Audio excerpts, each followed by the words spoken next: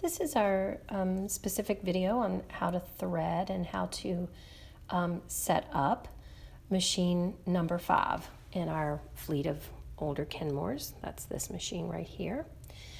This machine will come to you without a case. It did not come with a case, and so you won't have a case that you'll need to worry about keeping track of. The thing what that means though is that you will need to try to keep it covered, and we may send something with you so that you can keep it covered. Try to keep the dust and stuff off of it and keep it safe while it's with you. Okay. So some things to note about this machine. It is as it says, it's the Ultra Stitch 12. And it does a variety of different stitches. You are not going to need any of those stitches on this machine other than the straight stitch. That's all you need for this. And in order to do the straight stitch on this machine, there is one dial. It is this one, okay? And that is set up for straight stitching. It's just this 2 lines, okay? You don't want your any of this zigzag or any of that. You want it on those 2 lines, okay? Over here to the side is where you set your stitch length, and it is currently set about 6. We're going to tighten that up a little bit to 8. Let me see if I can get a better shot of what is going on over here. You can see 6, 8, 12, 24, 0. 0 means that your needle isn't moving forward at all. You don't want that. 24 means like 24 stitches to the inch, which is a lot. You don't want that. 6 is too few. So if you set that at about 8, you're in pretty good shape. Okay? It'll come to you set there, but if something happens, you'll want to know how to do that. Okay? The other piece of information that you need off of the front of this machine is how to make your machine go in reverse. And this knob right here is the one that will make it go in reverse. I'm going to do a general demo of how to straight stitch. Every one of these machines is just slightly different. And you know, our Berninas in the shop are slightly different also, but all machines have a reverse. This is where your reverse is. In order to stitch backwards, which you want to do at the beginning and end of a line of stitching, you will hold that down and your machine will stitch backwards. Let it go and it'll come forwards. Okay? And that's right there. Your on-off switch is here.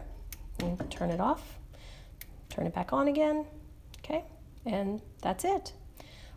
This one is actually a little more straightforward than some of them. It doesn't have quite as many knobs, but again, the machine will come to you set, and so hopefully you won't have to worry with too much. Okay, so your top thread, which is this right here, which is your spool. You will have a spool, and then it will come with a bobbin that is already full of thread for you, and then a bobbin that is empty in case you need to spool a new one. So you want to put your thread at the top on one of the 2 spindles. Again, I tend to prefer the spindle that is to the left, closer to all of the mechanisms. Okay, your thread will come from that spindle and will go over to this front keeper. And if you look, there's a little hook right here that you're going to take that behind, and it'll go in there and then we'll catch right there. Okay, so your thread comes in, hooks there, goes in there, and then it comes down here to your tension mechanism. So your tension mechanism is really important. And it is really important that you do not adjust the tension mechanism unless you are in a consultation with Julie or me in a Zoom meeting of some kind, and we ask you to change the tension mechanism. We will adjust this before it leaves the shop in a position so that the machine is stitching the way that it should stitch. And you know, again, if something comes up, we will consult with you and help you with that. Okay, so you should never need to turn this knob in any way. That said, it's very important that your thread comes through this mechanism properly. Okay, so if you look up here, you can see these 2 little metal It's like little metal wafers in there, okay? And there's a little metal mechanism here. You want the thread in front of this little metal mechanism and between those wafers there, okay? Then your thread will come up, okay? This arm right here pulls back with your thread, okay? So it pulls all the way back until your thread gets behind this hook right here, okay? And then your thread gets behind that hook, you bring it down, and so your thread is behind this hook now and underneath this arm on the side, okay? After that, you're going to bring it up through this keeper, which there's just a little opening over here, so you just popped it in over there. After it goes through that keeper, it's going to go through this arm. This arm goes up and down as you turn your flywheel towards you, okay? On this machine, you don't need to thread it through that hole. You can sort of see there that it's got a little slit, and you can take it and bring it back and then pull it forward, and it just ends up being inside that hole, okay? Come back, and then you're going to hit it through this keeper here in the front, again on the opposite side, okay? Then it'll come down and it'll go through this keeper. Then there'll be a set of keepers here at the front, one on the right and one on the left. It doesn't really matter which one it goes through, it just needs to be through one of those keepers. I'm going to put it through the one on the left, okay? Then you're going to want to thread your needle, and the needle on a sewing machine generally always threads the direction in which the bobbin goes in. This machine has a front insert bobbin, so your thread's going to go through from front to back in this hole at the bottom of the needle.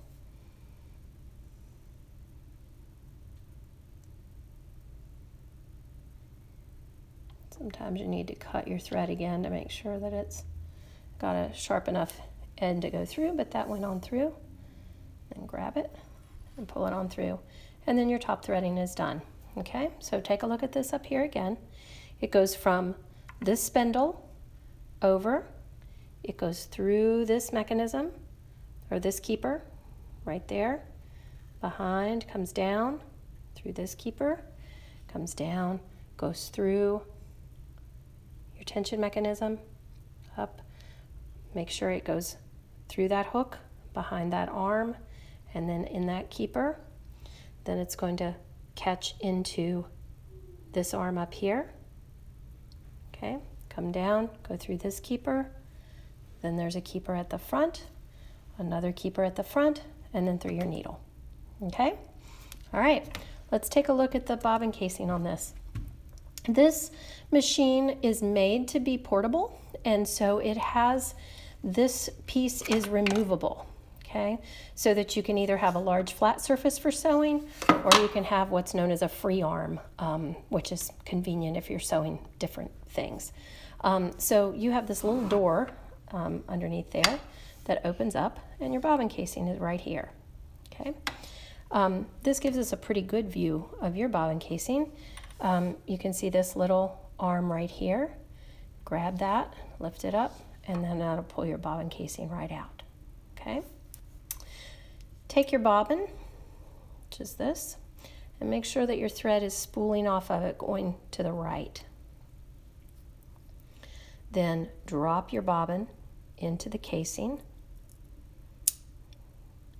and looking at the top of your casing, you see this little notch up here.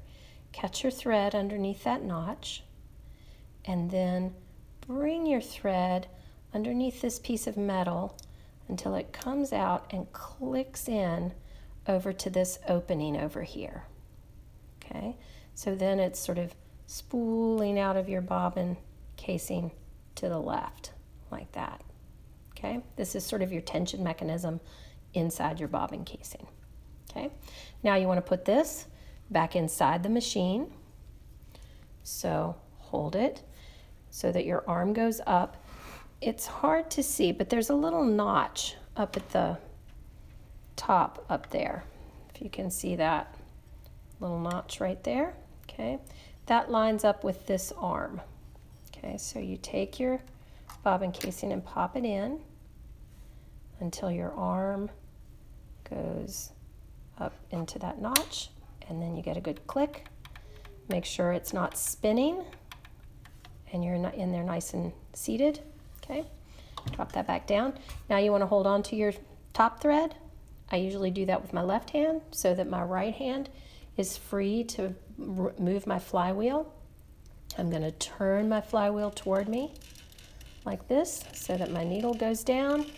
It'll take that thread and it will spin it around, catch it down there, bring it up to the top. There you go. And it's right there on the top. Okay? Close up your door. Take your little flat attachment here. It just slides. You can see that it notches fit there. So it slides in, clicks into place, and you're ready to sew.